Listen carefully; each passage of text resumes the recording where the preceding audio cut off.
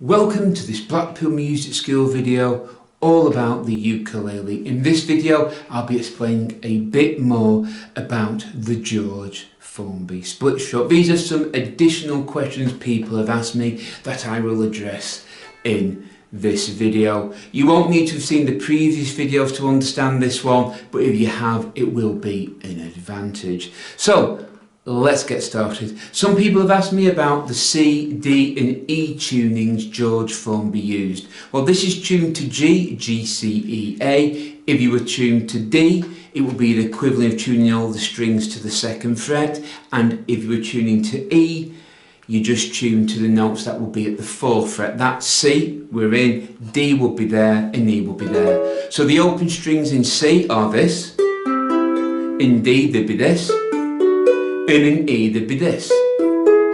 So you're tuning the strings higher. Now, why you would do that is to suit the voice, because the chords stay the same, first day with a new mouth, and the split stroke stays the same. It might just put the song into an easier key for you to sing. You will notice I say you to sing because this person here cannot sing. I am useless at singing. So for me, any tuning wouldn't matter. But if you wish to sing, that's why we mainly change the tuning. So, if you have a particularly high voice, you might tune to E. If you have a middle of the road voice, you might tune to D. And you have a deep-pitched voice, you might tune to C. Again, there's no hard and fast rule. Just because you sing, say, Lamppost in C, you might sing Sergeant Major in D, so you might have to tune up.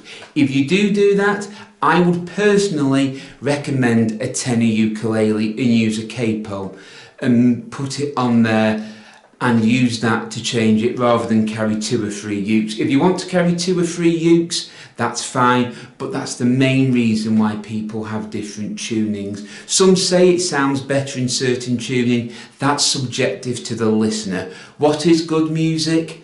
Well, only you can decide that because it's what you like, not what somebody else likes. As my music teacher at school used to say, you can never hear with somebody else's ears. Right? You can't see with somebody else's eyes, so you don't see what colours they see or hear the tones they hear. But the main reason for tuning differently is to suit the voice. Just remember, not everyone sings the same song in the key of C. So just because you sing Lamppost in C doesn't mean you're going to sing Sitting on the Top of Blackpool Tower in C. So for me, get a tenor ukulele and just use a capo, whatever that word is, at various frets till you get the right tune. All you do, there's a video explaining about capos or capos on the site already.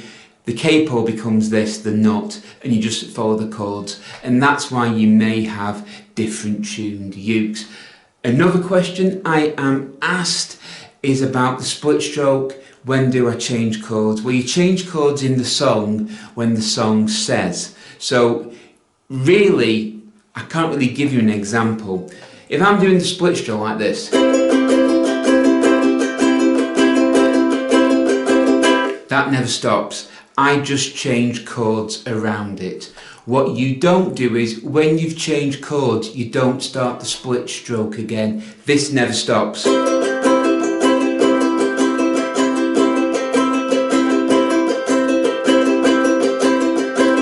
Continues like that. The chords change round it. What some people tend to do is they think because they've changed chords, they start the split stroke again. No, you just continue with the split stroke or fan stroke.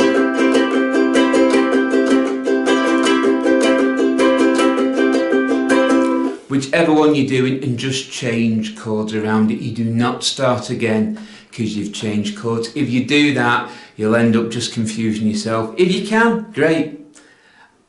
But personally, you're meant to be keeping that rhythm going.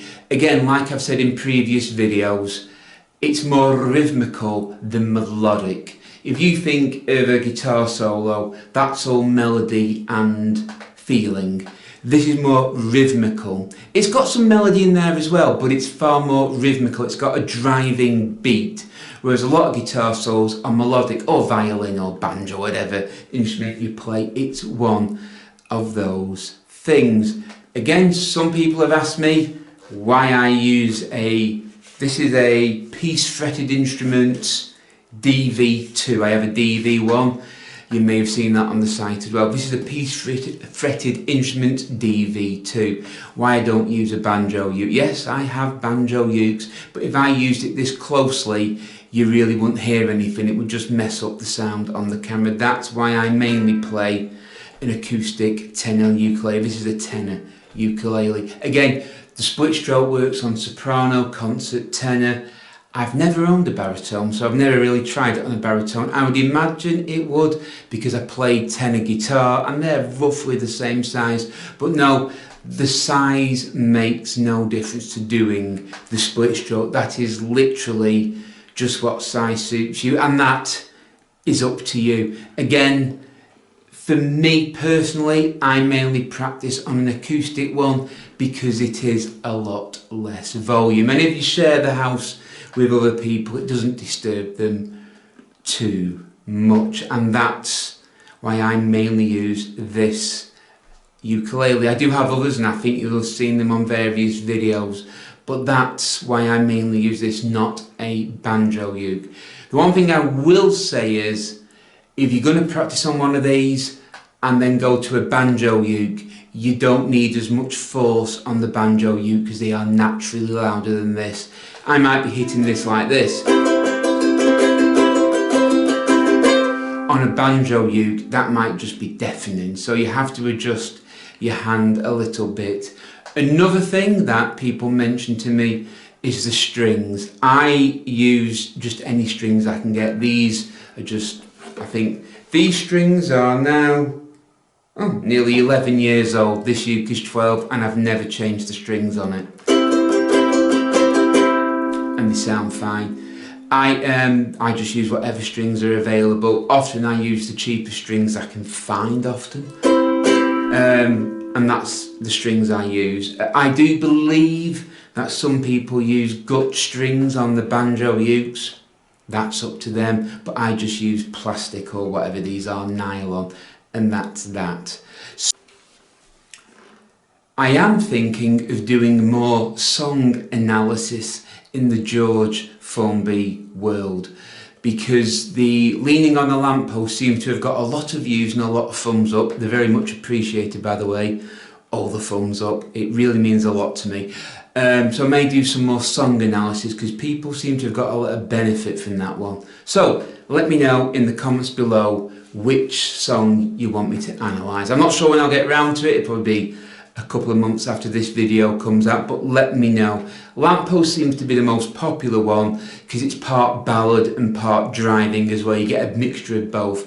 If we are talking about the style of split stroke, that's a bit harder because I can never reproduce anything the same way twice. When I'm doing the split stroke, a lot of it is how I feel at the moment. I probably can reproduce 90% of it, but all the little bits I add in will be how I feel on the day or what I feel I can get away with on the day. So, thank you very much for watching our videos. As always, please give us a thumbs up and subscribe to Blackpool Music School for more videos. The more thumbs up we get and the more subscribers we get, the more videos we will post. So until next time, take care, keep playing, keep practicing, and as always, goodbye.